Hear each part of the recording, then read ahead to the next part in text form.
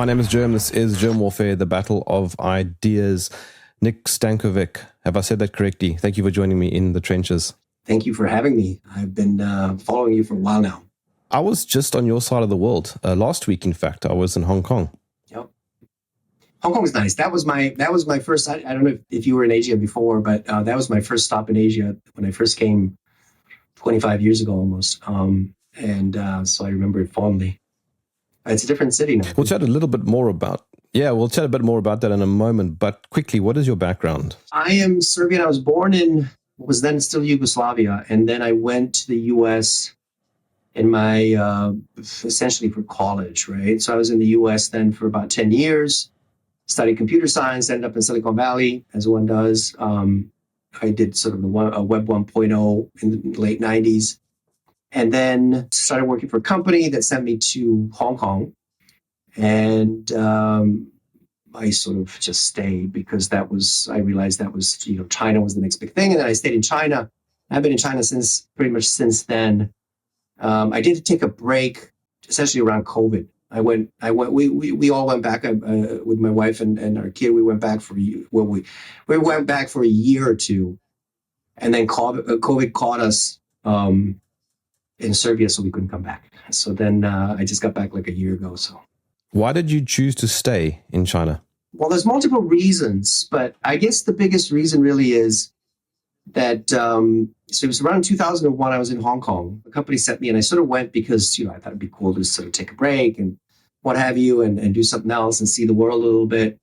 But I didn't. I wasn't really. I really realized that China was going to be the next big thing when I was in Hong Kong.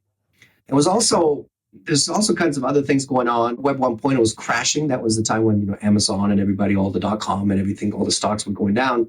So my company actually closed the Hong Kong office and they said, you want to come back to the US? We have a job for you in the US still.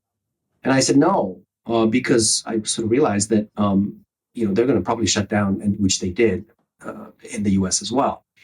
And so I started looking for work in Hong Kong, and then everybody was like, "Can you speak Mandarin?" I said, "No, I can't. Why do you want me to speak Mandarin? Because we're hiring for mainland China. We're not hiring for Hong Kong. We're laying people off in Hong Kong, and we're hiring for mainland China." So I started looking into it a little bit, and sort of realized that So I went to Silicon Valley, sort of looking for the next big thing, and then that was sort of quote unquote over, at least the Web 1.0 part, and then this was sort of the next big thing, which I realized. So that was the main reason. There's a couple other personal reasons as well, but that was kind of the main reason. I ask because I've done a few conversations on China and more specifically propaganda and myths around that part of the world. I don't have a dog in this fight. I don't get any funding from, at least not that I know of, from anybody in China. I have to give this disclaimer because I get accused of being a shill when all I'm trying to do is figure out what is true. And it appears to me that in the West, there is an incredible amount of misunderstanding of not just Asia, I suppose, but actually China. That's a very big discussion, obviously. And the problem that I run into, which you sort of alluded to as well, is when I try to tell people that many or most of those things are not true, then you're accused of A, you're getting paid by the CCP, B, you're in China, so you can't speak freely. C, if you say something, then, you won't get your visa extended, and all these kinds of things, none of which are true.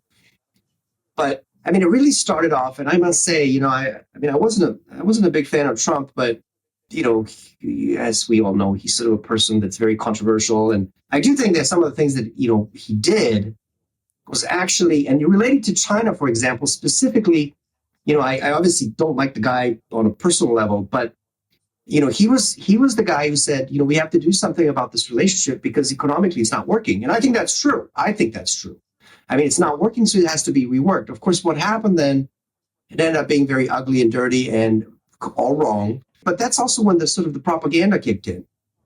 I have a theory about why it sort of went that way. And the whole thing about, because remember, Americans brought me to China. I was never, growing up in Serbia, Yugoslavia, I was never thinking about China.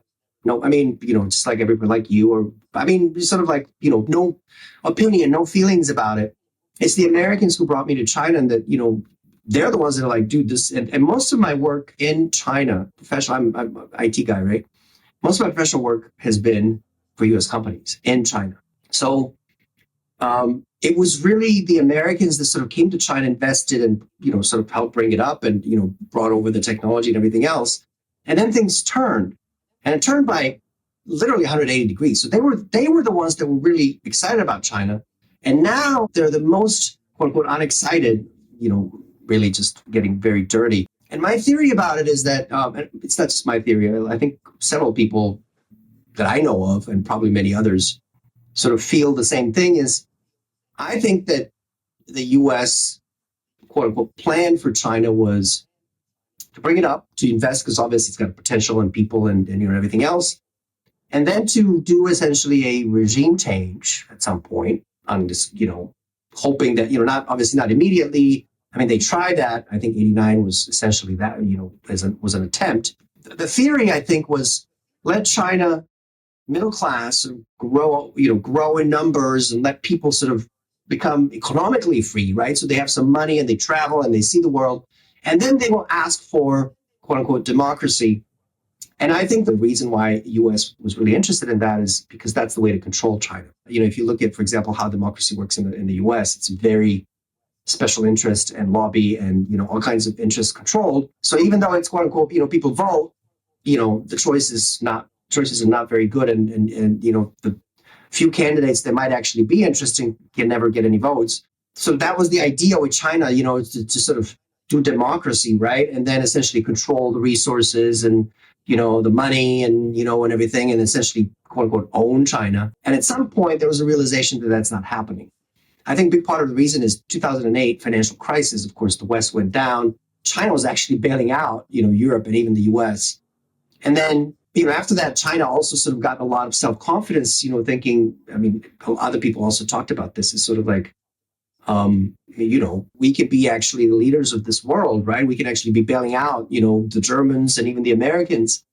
And, how did they get themselves into this situation? Obviously, they're not that smart, whatever. So the Chinese got this self-confidence, and that's when they sort of said, hey, maybe we don't have to be in this submissive position economically. And then I think that's when sort of the elites, quote unquote, in the US started realizing we're never going to have China. I mean, there's a lot of people now going back to some of those years, like, how did the US give up its industry and give it all to China, for essentially nothing?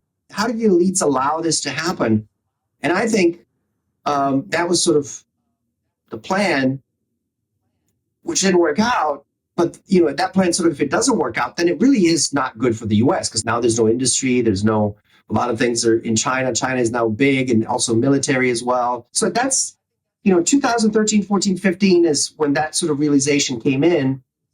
And then with Trump, who isn't so out of the system as he likes to present himself, essentially he was brought in, and then 180 turn, sort of like, okay, well, if we're not going to be able to control China, we need to face them, right, as a adversary, as a competitor, because now they're and that's what we're seeing. And then the propaganda machine kicked in.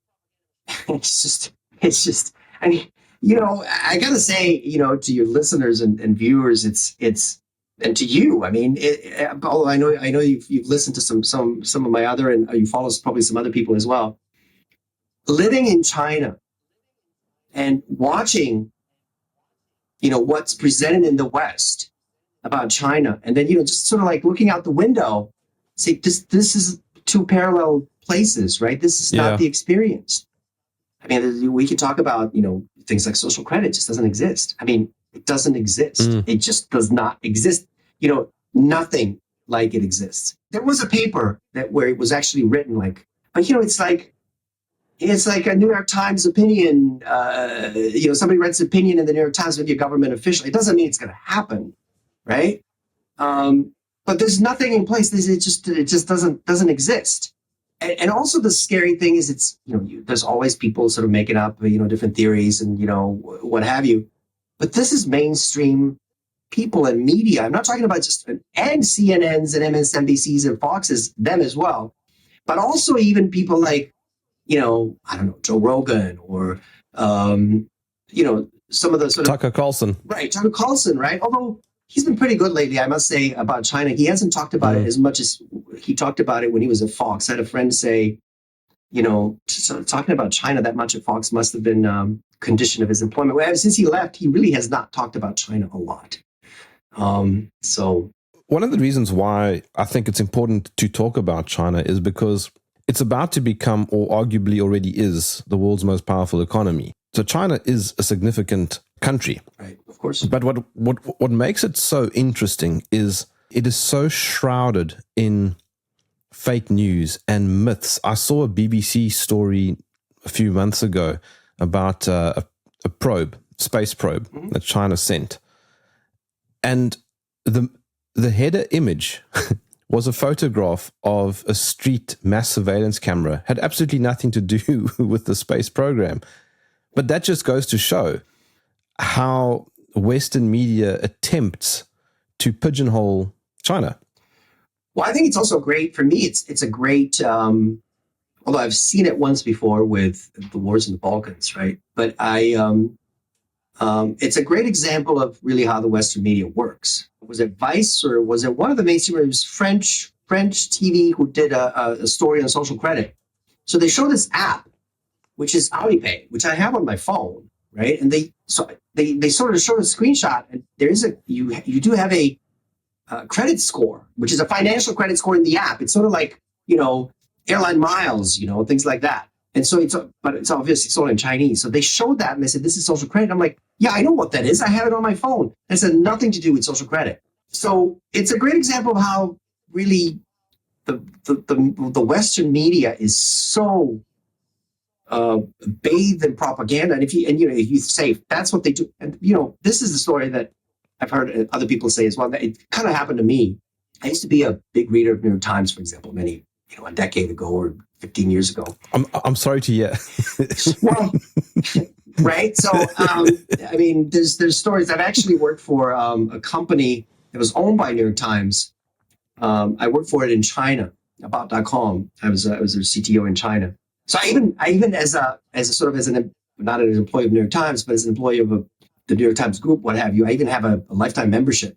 So I still have it. I can still read. I don't read it anymore at all. But the thing is, what happened is you read stories about China, or for example, obviously Serbia, for example, I know obviously pretty well. So they write once in a while. They write about Serbia, and I read it, and I'm just like, this is just completely, stuff is missing, out of context. It's not very well explained, and there's obviously, in many cases, some sort of agenda to push a certain narrative. And at some point, you sort of get this. Wait a minute. So there's two places I know really well. One is China. One is Serbia, and they don't do a very good job on either. But then I say, but you know what? But they do great stuff on, I don't know, South Africa or Brazil and then I'm like, wait a minute, but I don't know anything about this. But how would I know if it's good? And the only two places that I know that I know about very well, they do a horrible job. So it must be like that. And then I talk to people from other countries and they're like, yeah, it's like, and the funny thing is a lot of people have the same experience. They sort of say, yeah, they're not good about the stuff I know about, but they're great about all the other countries. And it's just like, but how do you know? Because you don't know the other countries, right? So there's obviously political agenda. And to an extent, I could even understand it, right? If you're talking about United States, now we have a problem. We got to do something about it. But you would think that at least, some people who spend their lives calling themselves journalists, right? And if you're a journalist and that's your calling, you want to do a decent job. Maybe you have obviously some political opinions, but you want to sort of but you read these things and it's like, it's fraud. It's literally fraud. I mean, this is like, right? There's no research, and it's really disappointing to see that people are doing that. It's just, I guess it's. I was in Hong Kong last week, as you know, and in many ways, it's an absolutely incredible place. And it has its own warts. And I mean, I'm not trying to glorify and make it into some sort of unicorns and rainbows utopia. I wouldn't want to live there. It's just too much of a concrete jungle. I quite like my African emptiness, if that makes sense. But one thing is absolutely certain to me. is that I struggle to find any kind of totalitarianism, communism, any of that stuff that you keep seeing coming up. Yet people might say, oh, but it's Hong Kong. Well, Hong Kong is effectively China. It has been since, 1997. And it's very, very similar right across the board. But it's so interesting to me that that this, they're communist, totalitarian, that type of gotcha just doesn't want to die. I can share sort of my background a little bit. So, I grew up in Yugoslavia. My mom was a communist. So I grew up in quote unquote communism, which wasn't that bad. My childhood was pretty good. Obviously the 90s and the war in former Yugoslavia were terrible. But I can say, and I tell this to people, I'm not a communist for sure. I mean, that's not my political affiliation. However, I'm not the sort of rabid anti-communist either, because, I've also seen, the other sort of political sides that are anti-communist are in many ways, I feel like even the libertarians, they're just as oppressive. I mean, communism has, I think, that sort of a little bit of controlling perspective. But in any case, so now I live in quote unquote a communist country, or China really calls itself a socialist country. I mean, obviously I'm a foreigner, so I wouldn't be involved in politics anyway, right? I mean, I'm not a citizen here, but I really have never lived in communism. And, all they have is sort of these images from Soviet Union, which, are probably true and, to an extent and so on. But first of all, that was many years ago. And, one of the things, for example, people keep bringing up to me in China is Tiananmen Square. That was, 25, 30 something years ago. It's right? mostly fabricated anyway. Well, yeah, we can talk about that. I mean, one of the things is, I just, first of all, it's 35 years ago. I mean, can you imagine, let's say, people discuss JFK's murder, but let's say discussing, Vietnam protests. Apartheid. Or apartheid, right? I mean, apartheid. We can discuss it academically, but not seriously politically in today's, it's irrelevant. It's gone. The same thing with 1970s China, the Cultural Revolution, right? It's not relevant to today's China. We can discuss it as a historical, phenomenon, just like we can discuss World War II or something else. But again, it's not relevant. Obviously, China has changed not just economically, but also politically. And the stuff that people talk about, living in communism, socialism, and all these other things, of course, that they talk about, surveillance and everything, you don't feel it. I say, yes, but it's there. But, I lived in the US. First of all, the things that you can't do politically in China is, you can criticize the government.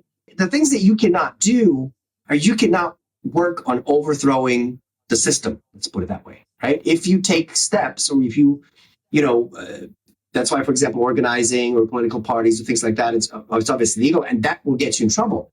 But you can talk about, They don't like revolutions. Well, right. But I mean, you can talk about, this policy is bad, or, they hid this, or you can talk about that. I mean, at the very worst, what can happen is you might, if you post something on social media, they'll just take it off. But that happens on Twitter. If you post something on, on other social media in the West. Half of my podcasts get removed from Spotify and YouTube, and those are American companies. Right. So, there's obviously a limit to how far you can go in China, but there's a limit how far you can go in the West. And in the US, for example, you can talk about, I guess you can find a political party, and a new political party in the US. Why? Because it's largely irrelevant, right? But try to do something else, something more sort of quote unquote, something that might actually work. Obviously, you will be on FBI's radar, right? If you come here and you want to overthrow the system in China, yes, you will get in trouble with the government, for sure. Same thing in the US, same thing in everywhere else, right? If you go that far. In terms of surveillance, first of all, UK, of course, is probably has more cameras per capita than China. But in any case, there's surveillance also in the US, right? As we know, with Snowden and all these other revelations, and even with Twitter files, for example, we found out that the government was actually inside Twitter and was looking at all these things and was influencing Twitter. So all these things are happening, except they're a little hidden, right, below the surface. In many ways, China is freer because, for example, the police is a lot less aggressive. I'm talking even like traffic police, much less anything else. I mean, people talk about, the surveillance state. I mean, I'll tell you my personal story. For example, when I came back, I had to renew my residence permit, and so you go there and you file for your residence permit, whatever, you fill out the form and do all that stuff, and it goes to the local police department where I live, because that's where I registered. So they sort of like, you go to the central place and then they send it to them, and it's like, can you verify this information, right? So the guy calls my wife. I'm married, so the residence permit is based on family, and so he called my wife, and so he started asking all these questions, like what does he do, and blah blah blah, and and I'm like, well, it'd be nice if they, where's the surveillance where they know everything about me? Like, I've been 20 years in China, right? Why can't he just go into a computer and type it up, and it's like, get my file? So that none of that happened, and then finally, on the side, my wife mentioned, a daughter goes to school here. He's like, oh, you guys have a daughter? So the cop didn't know that I had a daughter, right? Which doesn't surprise me. But so the question is, where's the surveillance where he goes in and types in, my name into the computer and my whole history in China comes up? I mean, yeah, I'm sure that, if I was involved, this is routine visa stuff, residence permit. I'm sure if I was involved in some crime, there's files sort of all over the place, and, just like FBI, right? And then you do an investigation, they can find out all kinds of things. But it's not just sort of like, oh, I type it up and, where's, all my cell phone locations for the last 360 days. It just doesn't work that way. You mentioned the credit scoring earlier, and I wanted to say to you that it's something that happens everywhere. If you want to apply for a home loan or some sort of loan, in fact, from the bank, they'll do a credit check on you. That's essentially the same thing. Oh, it's absolutely. So what this does, the Alipay thing, there's an account on Twitter, and he keeps posting, and I think they're Chinese, so they must understand, because this is like a sign, and the sign said it was about charging the EVs, I think. So it said something, if your score is over 500, I think you get a discount. You can charge now and pay later, or something like that. Anyway, he said if your social credit score is not 500, you can't charge your car. It's absolutely a lie, inaccurate. And you can Google translate the sign. So what it does, for example, is you do have that credit score, and it's based on, I say it's like airline miles, right? So the more you pay, the better credit is, and people have credit cards linked to it, and they pay credit cards and phone bills and everything. So if you pay your bills on time, then your credit goes up, and blah blah blah. So anyway, but it's all financial, right? So what you can do is, in China, for example, here we have these phone battery chargers, right? So wherever you are, in a coffee shop, in the bar, in a restaurant, every place has them. You can rent a battery and plug in your phone and charge your phone. In fact, you can take the battery and plug it in, because they're everywhere. Same company, you can just plug it into any one of them. So you can actually take it with you. So the way you do that is you scan the QR code, and it charges your Alipay, what have you. But because you're taking a battery with you, and it's the same with the rental bikes, normally they would ask you to put a deposit down, 100 RMB, which is about $15. As if you steal the battery or something happens to the battery, then you've voided your deposit. But if you have a particular score, then you don't have to put a deposit, right? And so that sign, for example, for charging over 500 was something like that. I don't have an EV car, so I don't know how it works, but probably the same idea is that if your score is above, then you don't have to put a deposit. If your score is below, then you can still charge, but you have to put a deposit, which is it's all financial. It's got nothing to do with crossing the street or having tickets or anything like that. One thing that confuses people while we're on this topic, and everybody's heard about that, and this is true, people are not allowed on trains. So that happens if you have a court judgment against you. This is very common. It was actually a big problem in China for a while, is a lot of businesses would not pay their employees, like small businesses. They would start a company, hire a bunch of people, and then essentially, I think there was even some fraud going on where they shut down the company, and they don't pay the employees for 2 months, and they just take the money and run, right? And, whatever. And just the company's bankrupt, I have no money, so the people would sue. And then the court would say you have to pay wages, right? As an enforcement tool. So what do they do in the West? They will, take your car, take your house, what have you. They would just, if you can't pay, they will just take it. A lot of these guys will take the money and then, give it to their wives or something. So they're like, I have no money. You can't do anything to me. So they say, okay, fine. We can't do anything to you because you don't have any money, but you can't take the train or a plane actually also as well. Like, why would you be? It's called actually high consumption. So anything expensive, like I think even hotels, they can like, if you have no money, how come you're taking a vacation and going to a hotel and taking a plane and going to the beach and spending so that's where that comes in. So it's sort of an enforcement. As soon as you pay it back, it goes off. And so again, first of all, that kind of stuff is a court judgment.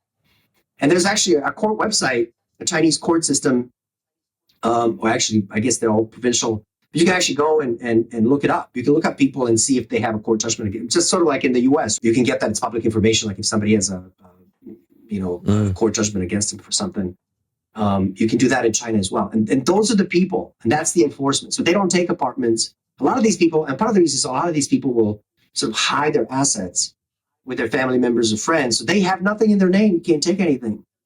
And I say, okay, fine. Well, then you can't take the train until you pay it. Something else that's quite interesting about that side of the world is the cultural differences. There is almost no LGBTQ, all of this nonsense. And what's very interesting to me is I've come to realize that one of the vectors towards the cultural implosion of the West, particularly the United States, is this hyper individualism, this sense of me, I. In Asia, it's very community, family driven. Family, first of all. So first on the LGBT thing. First of all, there's gay people, homosexual people in China as well. I mean, there's a certain percentage, right? Whatever we know that the studies were done, 5%, 10%, whatever. So that exists, and they're actually, during communism. Well, I guess worldwide, really. I mean, we know the stories about it in the UK and so on. So, it used to be criminalized, right? But so it got decriminalized. I forget when and what country, right? Different countries. And actually, some of the communist countries were the first. So it wasn't criminal. But it wasn't, those people were sort of ostracized from the society. And it's gotten a lot better since, the 2000s. In fact, when I first came to Beijing, I was staying for a month, and I was staying with a bunch of foreigners at some youth hostel or something. And so we went bar hopping, and we go into this bar. It was like a gay bar or something. It was a trans bar. There was a trans singer or whatever. This was 2001, right?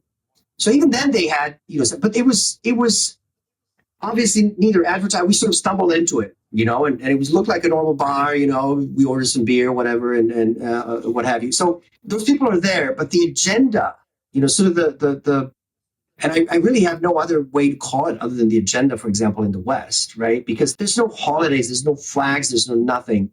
But most of the Chinese that I know know somebody who's gay, and obviously with my interaction with Chinese people, none of them have any negative feelings towards any of the, LGBT people. So it's quite normal now in China, and their sort of position in society is, I mean, they're out in the open.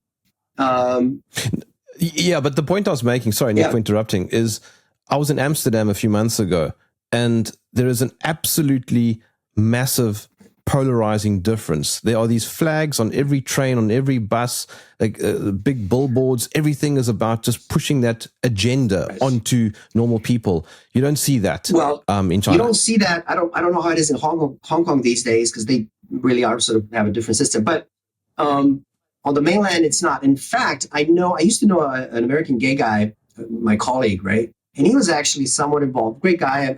I don't want to say anything bad about him, but he was kind of involved in the gay community in Shanghai. We were back then, and they used to have pride parades in Shanghai and so on. And so he wasn't really a hardcore sort of, but he just, so that was his community, and so he was, participating in the community. And I know that some of that got shut down relatively recently. I don't know, 10 years ago or 5 years ago, because it was sort of going in that direction of same as West, right? And some of my friend, I mean, again, I don't want to, he was not sort of a hardcore sort of like, but, you know, he was working, for example, to organize the pride parades. I think, for example, there's no more pride parades in Shanghai. They used to have them. They had them for a few years. I don't know. I don't want to, maybe somebody correct me. So I'm not an expert, right? But I think there was some sort of crackdown on that agenda, which is now sometimes brought up as in, you know, China cracking down on LGBT people. They're not cracking down on LGBT people, okay? They're cracking down on that agenda, on the flags and everything. LGBT people are doing just fine. And I mean, some of them, I think some of them that may have issues in their families, because China is a very conservative country, and you know, family is also very important. And you know, the Confucianism philosophy is all about the role you play in society as a husband, as a wife, as a mother, as a grandmother, right? And so, especially because of the one-child policy, which is no longer, but it was, you know, maybe whatever 20 years ago. So a lot of families have, you know, let's say they have one son. It turns out they're gay, for example, which, you know, obviously might happen in certain percentage. It might be, quote unquote, a tragedy for that family, because that means, you know, they're maybe not going to have children, you know, and things like that. So at that level, some of those people might be, but that's not the government. The government, you know, there's no, you know, it's just a sort of a, you know, especially in rural areas, some of those people may experience, you know, even more sort of familial ostracism, but it's not really the government. The government, it did crack down on some of the quote unquote agenda. That's a very interesting point that you're making, because in Western media, there's no real line. It just becomes blurry when they say China, as if the Chinese government and the Chinese people are all the same thing. Well, there's also the line of, you know, we like the people, but not the government. But there's also another thing is, I was actually in an X space yesterday about something, and about sports, and it was Chinese, right? And so we were talking about how the Chinese government passed some laws about sports activity in schools, whatever. That was the topic of the space. For example, my daughter has been essentially, she went to basketball. She played on the basketball team for the school, whatever, and she's been told by her teacher to drop it because she needs to study, right? But anyway, so in this space, this woman who's actually quite involved in sports in China, she said, you know, there's a law now that you have to have a certain amount of, you know, sports activity in schools. And I said, well, I'm not seeing it. Also, the central government passed some laws about, I mean, Chinese schools are just horrible. These kids, they do homework until midnight. They're in school for 12 hours, then they do, you know, homework until midnight, and they sleep. And then it's really a separate topic. But the Chinese government actually passed a law recently, I don't know, 3-4 years ago, said no more homework past 9 p.m. But the funny thing is, so I came back, you know, my wife and daughter came back from Serbia early before me.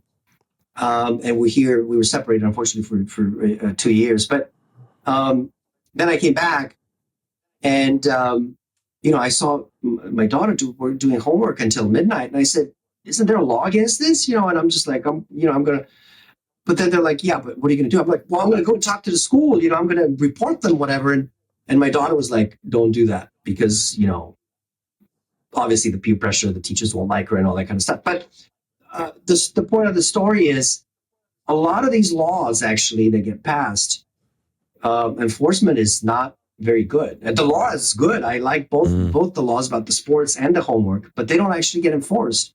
And that goes against this story of, you know, oppression, and when the government does something.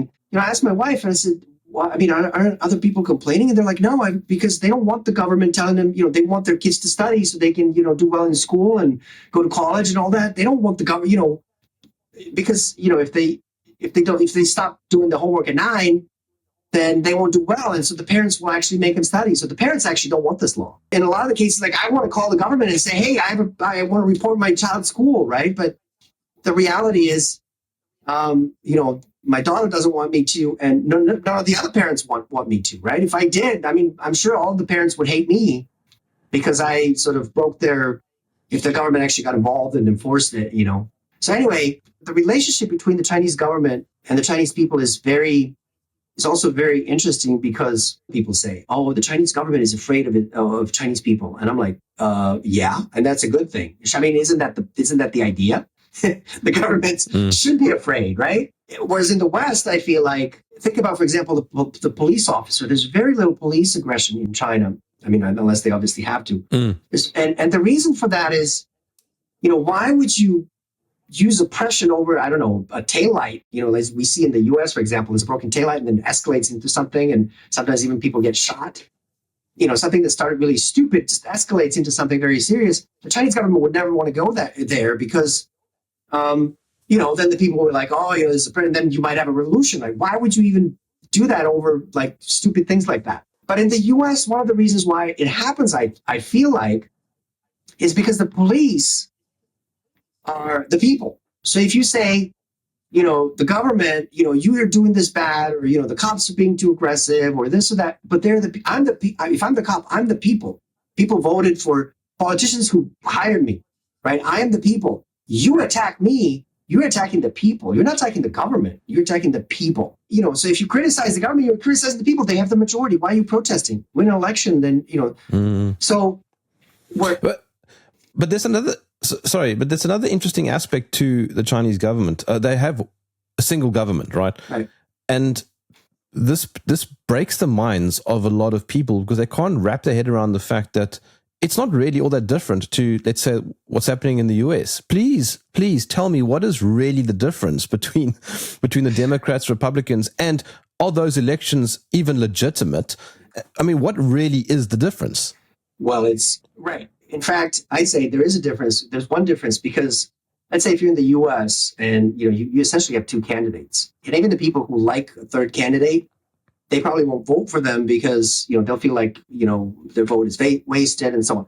In any case, there's really not a lot of choice, and it's not just the US. I just saw that Croatia had elections, just I don't know, a month ago, and they it's so funny. It's record turnout. 51% showed up for election.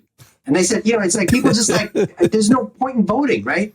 But the thing is, and so we've also had this issue in Serbia as well, where people are just like, don't show up to vote. And it's like, what's the point? They're all the same. They're all like this. They're all corrupt. It doesn't matter. And the lobby groups. And the lobby groups. Et cetera. And then, but the thing is, I remember, for example, in Serbia, people will say, well, if you don't vote, then it's kind of your responsibility. If you don't vote, you can't complain. But if you vote, it doesn't change anything. So, but it's always like, okay, when you say, oh, this is bad or that is bad about it, they say, well, vote or run or do something. But the thing is, you can't, and nobody can. There's no difference because they control a lot of the. Whereas in China, I feel like since people don't vote, it's kind of like, well, if we're not happy with the government, then it's definitely their problem. Right, majority, right? Not right. What I mean is, there's definitely that sort of that separation of, it's not the people. Like if there's a problem with the policy or something doesn't work or what have you, well, it's definitely the fault of the government. It's not the fault of the people, and they can't really vote and change anything. And that also puts the pressure on the government to sort of like. But in the West, that's exactly what happens. The government will say, well, if you don't like it, win an election and do something else. Which of course they just swap the people and they keep doing what they're doing. So I almost feel like not only is it the same, but in some ways it's better in China. Of course, people always say, well, at least there's a way to change things, for example, in the US. Right. And I said, well, let me see you change. I think this election, for example, is going to be a horrible choice between Trump and Biden. I don't think, personally, I think they're both horrible. So there, but there's a couple of change it, and they can't. And then that's what I mean. It's like, well, say, well, what if, okay, I think the Chinese government, the Communist Party of China has done a tremendous job over the past 25 years. But let's say, in another 25 years, maybe they start, maybe sooner or maybe later, they start not doing a good job. How do you change them, right? How do you replace the government? Well, you have a revolution. I mean, China has had a bunch of revolutions, right? I mean, dynasties fall. And it's not just China. I mean, we had it in Serbia. So the revolutions happen. And I tell you, my personal feeling is the only real change in the U.S. will come through some sort of revolution, right? Revolution. Some sort of. It doesn't have to be like full-on civil war or anything, but there'll be something akin to, I don't know, either Maidan, what happened in Ukraine, or even January 6th that actually goes all the way. Some kind of event like that will be necessary to actually change things. Unfortunately, sometimes they all get to change for the worse, but that's a separate story. Part of this conversation obviously is breaking apart a few tough nuts to crack. And I suspect a lot of people will come back and say, you're just talking nonsense, or it's propaganda. You're in China, so that's what you have to say, et cetera, et cetera. Because you can't win. But something that is also interesting to me is, and I don't mean this in a disparaging way, but what comes out of this conversation is that China's not really exceptional. It's just another country like every other, and it's doing its best to prosper. Right? It's not this totalitarian hellhole that the Western media makes it out to be, and it's also not this ridiculously sci-fi mass surveillance drone state that the movies will make it out to be. I think, if you talk to anybody, well, not anybody, there's some people who live in China and sort of have different opinions and different views. But a lot of people will tell you exactly that. And that is our experience, living with and next to our Chinese friends, is that, and this includes, I knew some people in not very high, but, in the government, people who work in government, various departments and so on. And everybody's just gets up in the morning, they have some breakfast, they go to work, they do something, they're trying to make money, they're trying to buy an apartment, they're trying to buy a car, they're trying to get their kids into, college. It's very competitive. Business is competitive. A lot of people run their own businesses. Historically, China is a very closed country, right? Culturally, they are. They're really not about sort of global geopolitics and all of that. I mean, obviously now some parts of the government are involved in all kinds of, international business dealings and opening up, factories in Latin America and what have you, or Africa. But most of the people are not like that. And they don't really, the most they get interested in is sort of local neighborhood, if you will. Obviously, Taiwan, for example, Japan, Vietnam, and, some of these local issues, really. But like Ukraine war, you talk to, obviously you're going to find some Chinese who have opinions about, Ukraine and Russia or Europe or this, that. But for the most part, they're just a lot less involved in this type of thing that a lot of Westerners are. I think Westerners have always been like that. I think recently, in the last decade or so, or 2 decades, it's really sort of become a little bit more spread out. But, I've always had this sort of worldly, global perspective, whereas the Chinese are, and it's all of Asia is like that. Japanese are like that too. And everybody's sort of like, just minding their own business and don't get involved in sort of these big things. And as a country, I think as well, I can't speak for them. I don't know anybody in Communist Party or anything. But my impression too is that, first of all, China is such a big country, managing, China, 1.4 billion people, making sure that there's no revolution or nothing crazy happens. And then also just sort of dealing with some issues in the neighborhood. They don't have a lot of time. I hear about this, that China wants to control the world and spread out its system. And I don't know where that's coming from. I mean, look. Where are the military bases? Well, that's one thing. The other thing is, obviously, like every country, China has spies, for example, in the US or what have you, and does industrial espionage and military espionage. But we're talking about, professional spies that every country does, trying to steal military secrets and stuff like that. But I don't see China anywhere. And they were accused now of trying to destabilize the United States, right? And Canada by funding. That's what it was. It was supposedly they were funding these protests around the U.S. Against Israel and the Gaza war. And I don't know. I have no documents. I have no insight into that.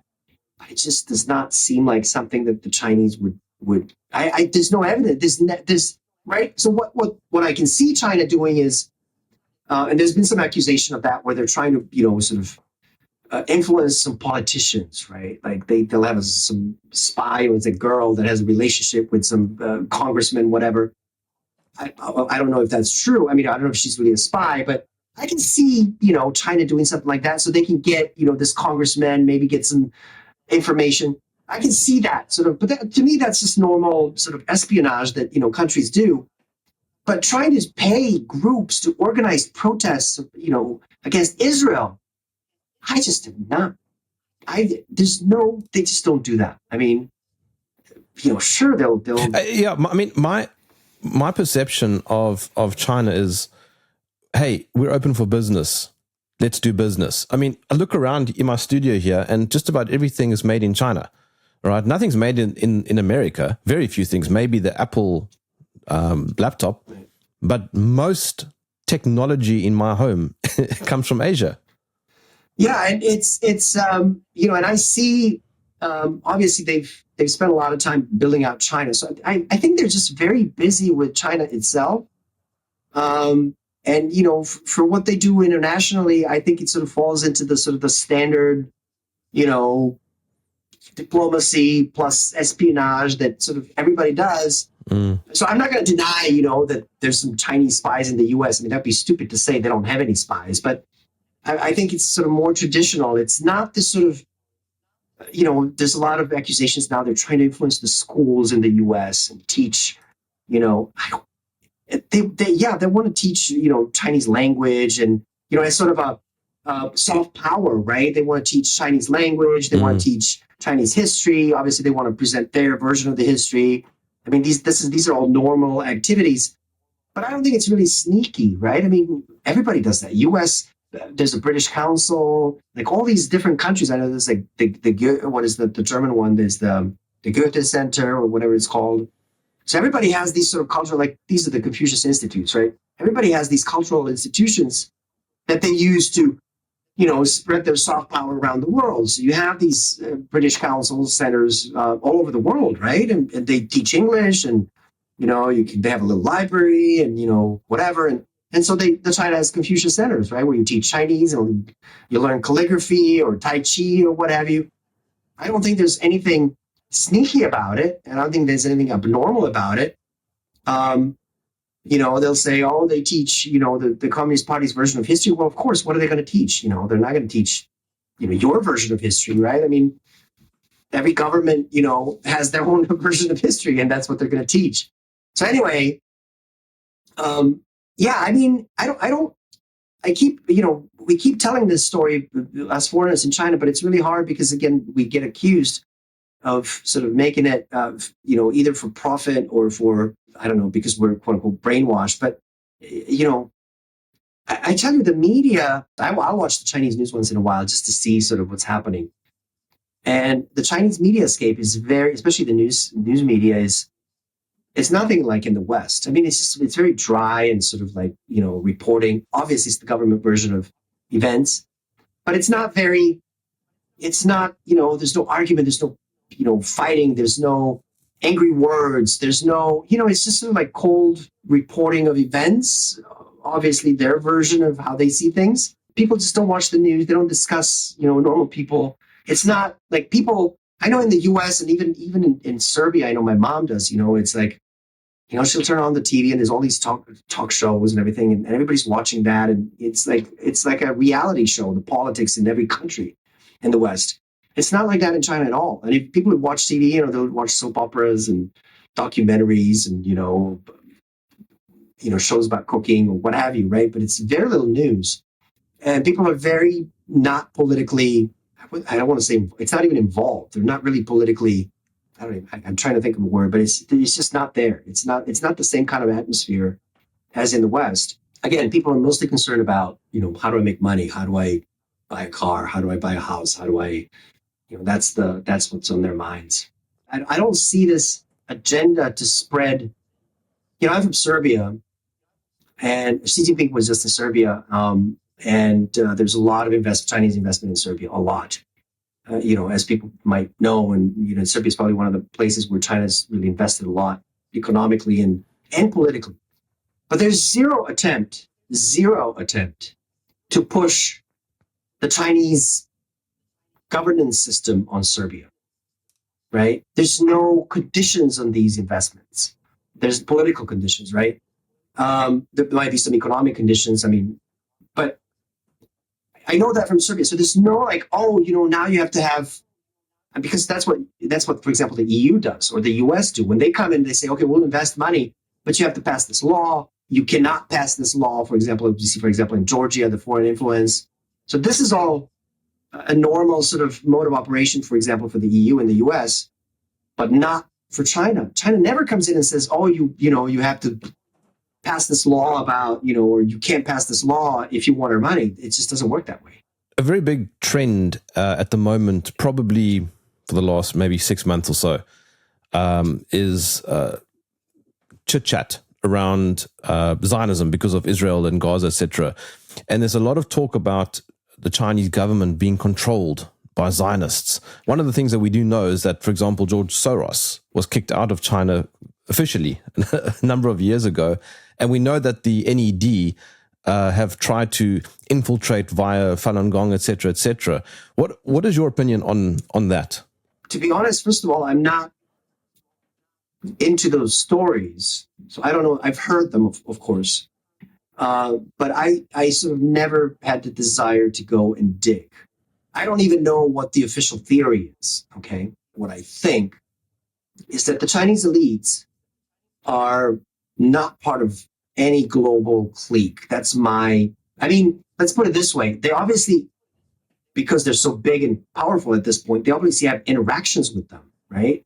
Even with Soros and even with, but their upbringing is sort of in the Communist Party.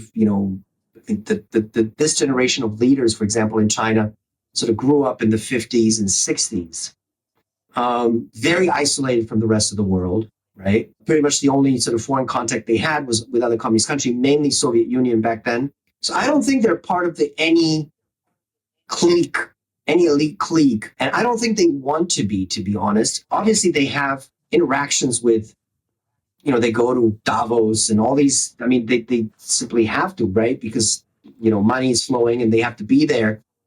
But I don't think they're part of, and I think they would be very suspicious of them, and I would even say that I would assume that on some level and in some situations and about some things, they are cooperating with them, right? I mean, not all of it is sort of evil agenda, so to say, Let me mention one, for example, that I'm somewhat more familiar with, for example, climate change, which, first of all, the climate's changing. We know that. The question is whether something can be done about it. And so it's not to get into my personal opinion that in the West, it's just another scam. It's just another agenda to do something. I mean, the climate is changing. That, we know it's getting warmer. But what are going to be the consequences, whether we can do something about it? So what I've seen China do, and Chinese government and Chinese elites do, is, they've gone to those conferences. They sign up on those, deals. They're talking to them. They are cooperating on some of these sort of global agenda items. But I don't think I don't think their heart's in it. I don't think they want to. They're just sort of doing it because they see it as a responsibility. Like, we're in this world and we're pretty big and powerful. And, if we want to do business, then I guess we have to also do some of these other things. So sure, I'll go to the climate change conference and what have you. But specifically, for example, one of my things that I tell is, obviously this EVs, for example, which is a huge deal for China. But China, and even some of the foreigners in China don't agree with me, Westerners, they say that's not true. I think it's got nothing to do with climate change. It's got nothing to do with the green agenda, okay? China did it for several reasons. So why did it develop this EV market or EV cars and everything? Because the traditional cars, the ICE cars, in internal combustion, there's a lot of competition, right? So China coming up, trying to compete with Mercedes and Toyotas and everything, and GMs and Fords, they would never catch up. But nobody's doing EVs, so let's go into EVs. So that's one reason. The other reason is for China, it's also a national security issue in terms of energy, right? Buying oil, they can be blockaded, they don't have the Navy. US can blockade the ships coming. That's sort of what they did to Japan, right? So, doing solar and wind and all these renewables, because you're generating it yourself. I mean, so I think that's the bigger driver than, saving the planet. Another thing is pollution has obviously been, especially, in early 2000s, was really horrible because of all the industry that runs on coal and everything. So they really wanted to solve the pollution problem, right? So when you have a lot of coal, then you have a lot of pollution. So they wanted to solve that, and they have. So those are sort of the main reasons why China got into this EV and is trying to do an energy transformation. They're very sort of, if you want, selfish or personal reasons. One is national security, two is pollution, and three is just the opportunity because nobody's doing it, right? And then came the fourth, and then somebody said, "Oh, great, that's like saving the planet." And they're like, I have a feeling they were like, "Oh yeah, sure, you're telling me I'm doing all these things to make money and lower pollution, and I'm saving the planet. Sure, let's put a green agenda and everything." So it was sort of like almost like a marketing thing. So they sort of got sort of on with the program, but that was not. They didn't have a meeting and said, "Oh, we have to do something about climate change. Let's develop the EV industry." No, that's not how it worked, right? They did it because they saw an opportunity to make money, to solve some other problems, national security, and hey, if it saves the planet and climate change, great. And I don't know how much they believe in it, but if it's helping, and it's like, so that's one example. But I think it's like that in many other areas, right? So they will do stuff and cooperate and get on some of these agendas, but I don't think they're really either controlled or a part of it. At least at this point, they don't need to be controlled, right? They have the money. Control usually comes with some sort of financial strings, right? You have to do something because somebody's giving you money, but they don't need that now. Here in South Africa, we are a bit schizophrenic in the sense that on the one hand, we sometimes, depending on how we're feeling on the day, classify ourselves as the West, and then on other days we'll classify ourselves as the Global South, and because we're part of BRICS, that makes us kind of friendly with China. Now, obviously, I wouldn't want to see a mass implosion of the West. I wouldn't want to see the American empire, so to speak, completely collapsing in itself, because that'll affect the rest of the world, and we don't want that. What lessons do you think that America can learn from China? Well, I think a lot of lessons. In fact, somebody asked me recently, it was sort of related to this discussion, China trying to spread its system to the rest of the world. In fact, somebody was complaining that they're not. It's like somebody was saying, forget the context of how it happened, but the whole point was there are a lot of things that we can, as the West or Global South, everybody else, we can learn from China. That doesn't mean copying and pasting their system. So one of the things that China did, the complaint was that China is inviting foreigners from Europe even and other countries to come to China and see, how China works, right? How the industry works, how even the government works, some of these things. But they're not really providing a clear blueprint, right, for other countries. Like even obviously Western Europe wouldn't do it or US wouldn't do it, but maybe smaller countries would say, China, can you just give us a book and we'll just go, follow your path to development? And I think the Chinese find that very strange because they don't think it's possible. You can't really replicate, to the letter what China has done. First of all, you're much smaller. Many countries, China's at 1.4 billion.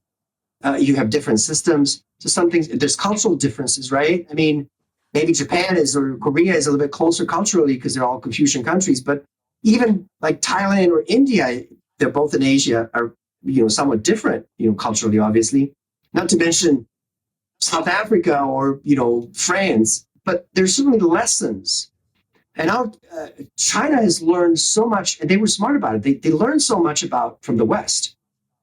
So one of the things that you mentioned Hong Kong. So Hong Kong is a special administrative region. They also had a special economic zone, the SEZ, down in Shenzhen, right? That was opened by China. It was sort of the first opening up next to Hong Kong, and so then they started trade between China and the capitalist world. But the SEZ, what I learned just actually recently, a couple of years ago, Chinese, back in the 70s, they went to Ireland and saw that I don't know the details there, but I guess the European, not Union back then, but whatever, Europe was doing something in Ireland. They set up some SEC. So the Chinese went there, they saw this, and said, "This is a great idea. Let's do that in China." So that's just one example. They learned so much from the West, but they adapted it, right? I mean, there's this thing, they say socialism with Chinese characteristics, right? So they have this, now people even joke about, with Chinese characteristics, like everything is with Chinese characteristics. But it's true, right? So you take ideas and then you localize them to your culture and political system and so on. I'm, for example, not a big fan of, for example, guns. We don't have guns in China. You can get a gun in Serbia. I don't have one. But I see sort of no need for so many guns like in the US. But living in the US, I know it's very, very important to Americans. It's like, right? For some reason, I think it's not a good idea. I think it's causing a lot of problems for the US. But I understand that, you can't just outlaw guns in the US. It just wouldn't be the US, right? And so, US, but that doesn't mean that the US cannot take some ideas, and not just from China, but from other places, but you can still learn and adapt. So you don't have to become China. You don't have to have a communist party and have the same political system like China. To take some ideas, governance ideas, right? And also even corporate governance. And some things are just not transplantable. So, but if you're asking me what exactly are the lessons, I think I don't have a quick answer, an easy answer. And that's something that actually sort of my interest. I want to start compiling a list of things that can be learned. It's kind of like a book in waiting, to write that, because, and I don't think it just hasn't been, just the idea that the West would learn from China is just so strange to people, that nobody has even attempted to do something like that, which I think is definitely needed. But I don't have an answer. I don't have a list for you, because it's probably a year or two of study and research to come up with it.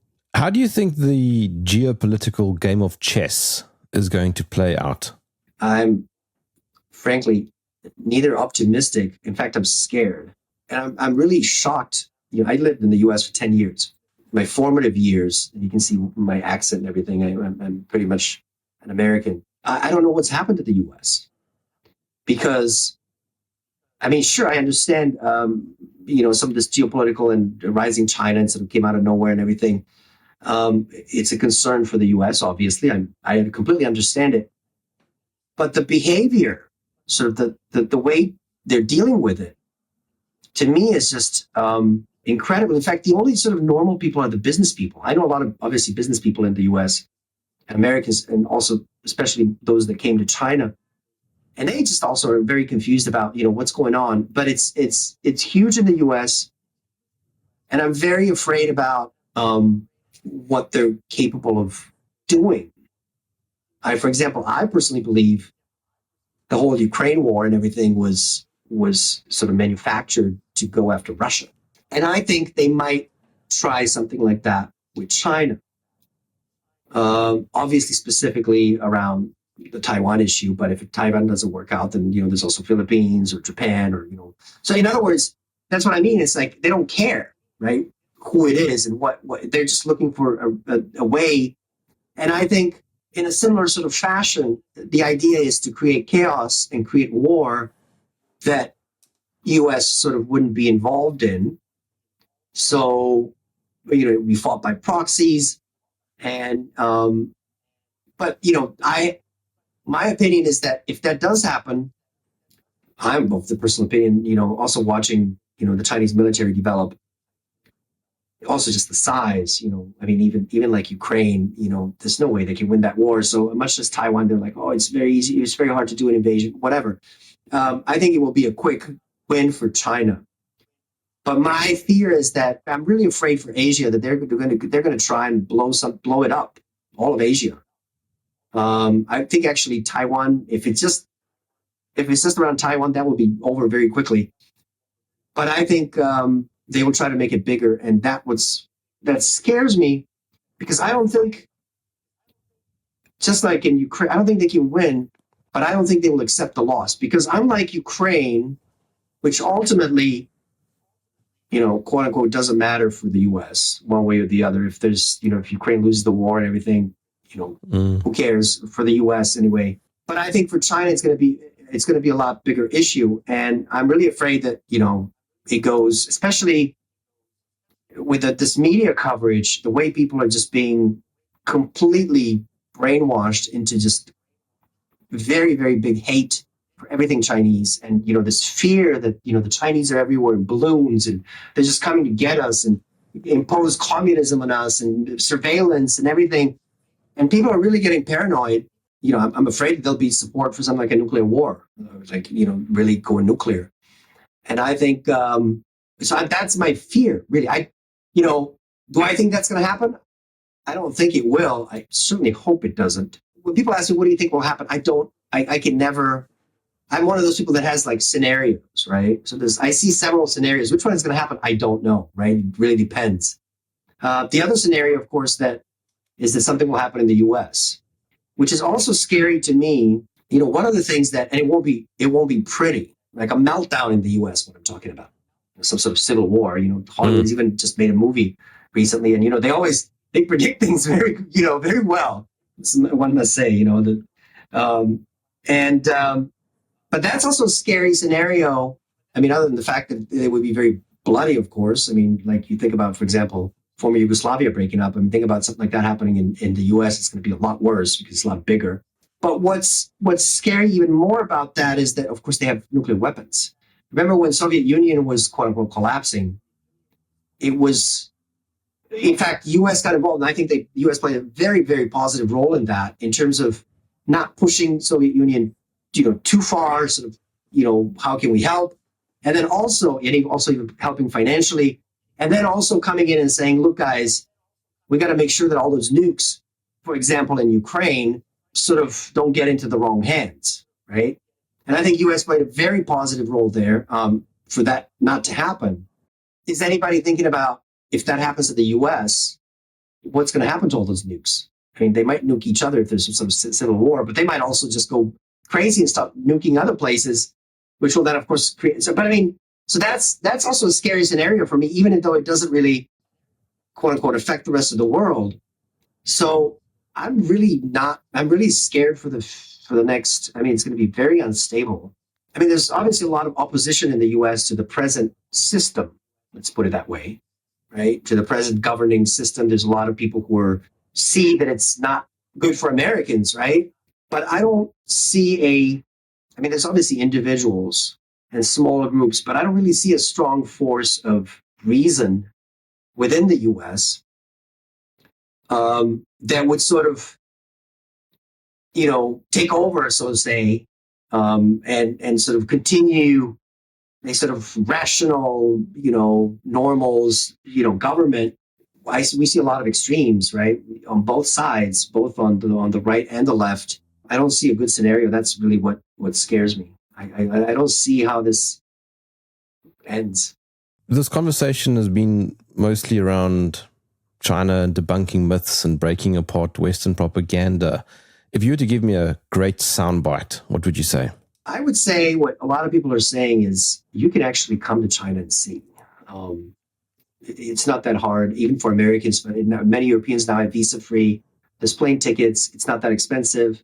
Plane tickets are expensive, actually, but in China, hotels and everything is not expensive. Come and see for yourself. It's crazy to me that even that they're trying to prevent now. They're trying to prevent people from traveling. They're telling people don't travel because you'll get detained. And it's really not happening.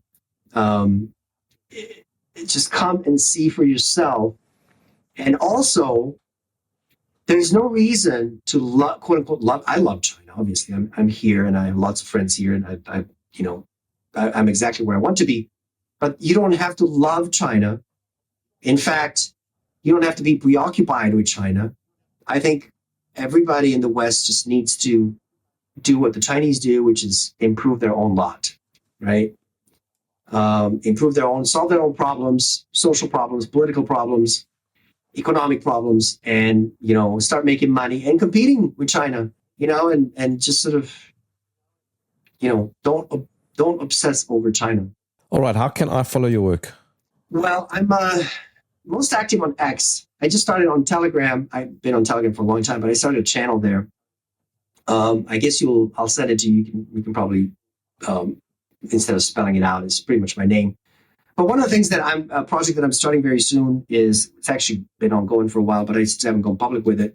But I'm going to try and do because I'm a tech guy, to do something a little bit more around the support. I'm not a big fan of subscriptions, so I want to do the pay-per-view or pay-per read thing.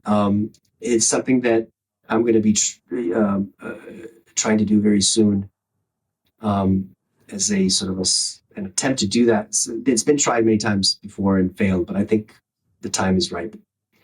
But X and Telegram are the two places where I'm most active. Just lastly, before you go, in terms of friendliness, I wanted to say this to you earlier. When I was in Hong Kong, people were immensely friendly and almost to some degree didn't even care that I was in the airport. Meanwhile, I've been to both Paris and Amsterdam, and I felt remarkably surveilled and like a criminal. That's just my personal experience. There was Yes, go on. There was just this evening I saw a post on X, somebody actually in China.